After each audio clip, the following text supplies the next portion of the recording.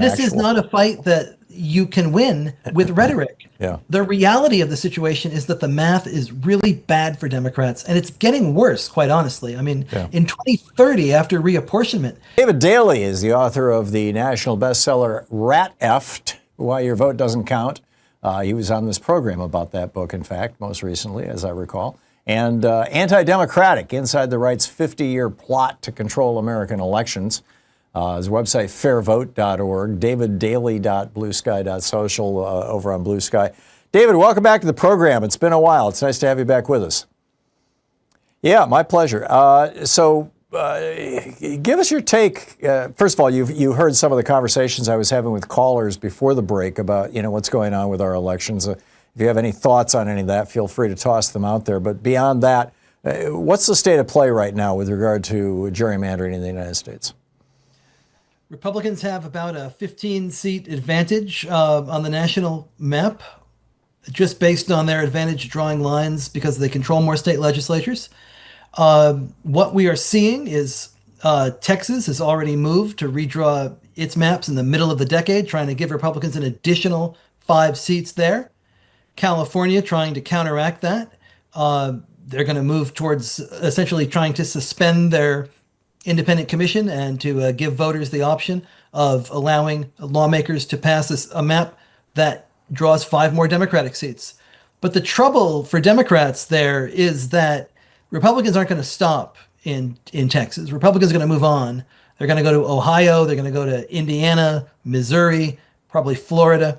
If they want to keep going, they can go to Tennessee. They can go to Georgia, North Carolina, New Hampshire, Kansas, Kentucky. They've got a lot more targets on the table.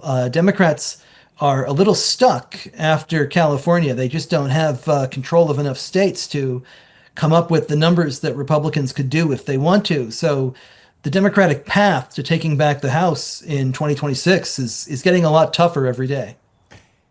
Yeah, I saw this piece in the New York Times. I don't think it was your article, because yours was about John Roberts, that suggested that there are, 22 states with Republican trifectas and 13 with Democratic? Am I remembering right? That's about right. Yeah. Republicans had the power to draw about 195 of the 435 congressional seats on their own. Democrats could only control 49 seats in 7 states. So is a pretty good advantage. Yeah. So is Gavin Newsom making a big mistake by engaging this war? I would say that Newsom understands that whatever Texas does affects the entire country. So he is fighting here with the idea that Texas can counteract California. The trouble, again, is that the math just isn't there for Democrats after that. So I think the Democrats have to be thinking about another play. You've got a lot of blue state governors that are talking really tough. But, they're going to fight fire with fire. They're going to show up with a bazooka. They're done showing up at a redistricting fight with a pocket knife.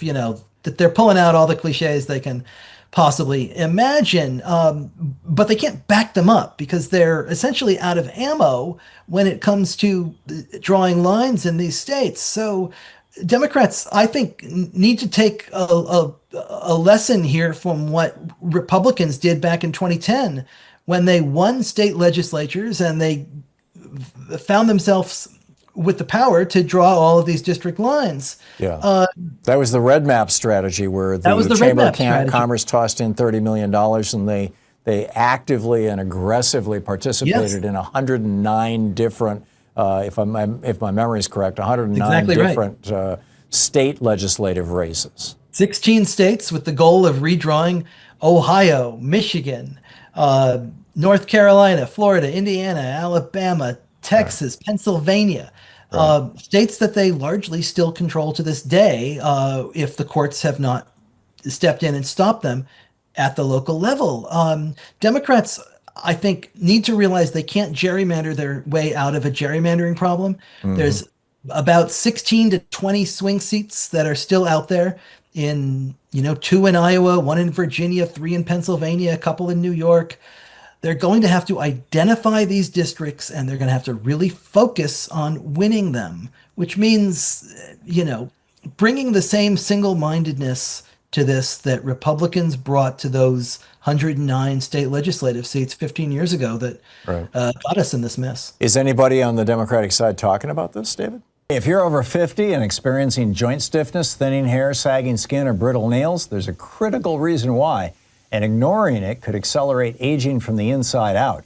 A respected Texas doctor of physical therapy is sounding the alarm on a rapid decline of collagen, a structural protein essential for strong bones, flexible joints, and youthful skin. By age 50, your collagen levels may have dropped by over 50%, leaving your body vulnerable to pain, weakness, and visible signs of aging.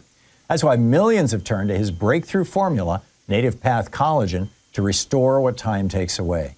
This isn't just another generic supplement. This is a clinically supported, bioavailable collagen peptide that's helping men and women significantly strengthen bones and reduce joint pain, visibly reduce wrinkles and sagging skin, boost hair fullness and reverse nail damage, improve cellulite appearance, and feel real results in as little as 14 days. And right now, as a Thom Hartmann listener, you can claim up to 45% off, but only for a limited time at getnativepath.com/Hartmann. With over 5 million jars sold and with over 8,000 five-star reviews and a 365-day money-back guarantee, this is your moment to take control of aging before symptoms get worse. Go to getnativepath.com/Hartmann now. Supplies are limited and demand is surging. I don't think so. I think they're all talking about fighting fire with fire. And in other words, they're engaging in a rhetorical war rather than an this actual. is not a fight that you can win with rhetoric. Yeah. The reality of the situation is that the math is really bad for Democrats, and it's getting worse, quite honestly. I mean, in 2030, after reapportionment, you're going to lose 4 seats in California, 2 in New York. You're going to lose seats in Rhode Island, Michigan, Minnesota. Right. These seats are heading to Texas, to Georgia, to North Carolina, to Arizona. Electoral college votes go with them, right? So the same math that would have gotten Kamala Harris to the White House in 2024 is not going to be there for a Democratic candidate in 2032. You're going to have to win those states plus something else. Democrats have got to find a way to extend the map, to go into more places. Sometimes their brand is toxic in those places, right? Sometimes it's their fault for not showing up. Sometimes it's the, Fox News media infrastructure that we're in so many of those places. But the reality is that there's no other way out of this for the Democratic Party but to use politics and persuasion. Yeah, which is a tough one, and use money. I mean, Republicans are way out ahead of Democrats in terms of fundraising. And I mean, you had over 150 billionaire families supporting Trump, only, I think 3 supporting Harris, something like that. I mean, it's just like, big money loves tax breaks. Big money loves tax breaks. And, Pardon me. And big money on the Democratic Party loves to push small donors towards unwinnable races, right? We have all seen the ads on MSNBC, wherever, for whoever the sexy candidate is of the moment running against some right-wing boogie person. And so we send our Act Blue dollars off to battle Lauren Boebert or Marjorie Taylor Greene in these districts that are unwinnable. So the piece of this that I think that Democrats, progressives who want to see some change here, who are going to have to think about their own small dollar donations. Are we focused on those 15 or 16 swing districts where change can actually be won?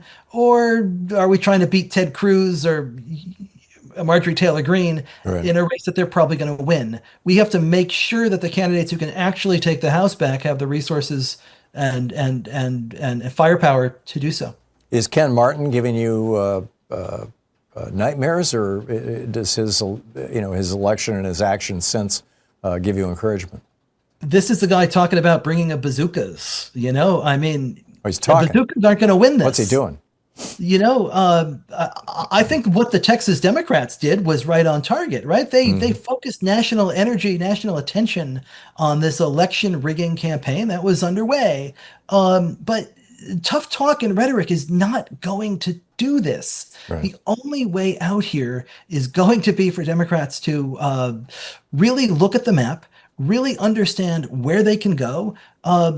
There is no way that they can gerrymander their way out of this. It sounds like a really unsatisfying answer. I totally get it. And back in when Red Map in 2010 when they focused all that money on those races, the Democrats should have been responding. It's like this is a mess of our own creation in many ways. In part, I mean, the other point that you make in your recent New York Times op-ed, we're talking with David Daley, is that really John Roberts and the right wingers on the Supreme Court also made this all happen. 100%. Tell us about that. Because the federal courts in the latter half of the 2010s had this really in hand.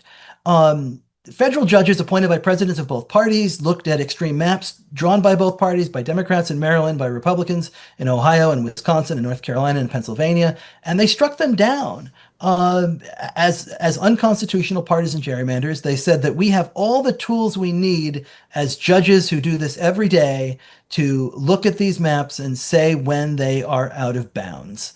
And John Roberts said no. John Roberts said this is a political question. And the courts can't get involved. He not only overturned all those decisions, but he closed the federal courts to partisan gerrymandering claims forever and ever, amen. And the result of that in 2021 was that both sides took a look at the landscape and said, there's no one to stop us.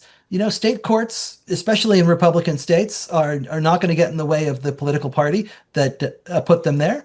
The state courts in Florida and Texas and North Carolina, they're essentially branches of the legislature, outposts of the state Republican Party.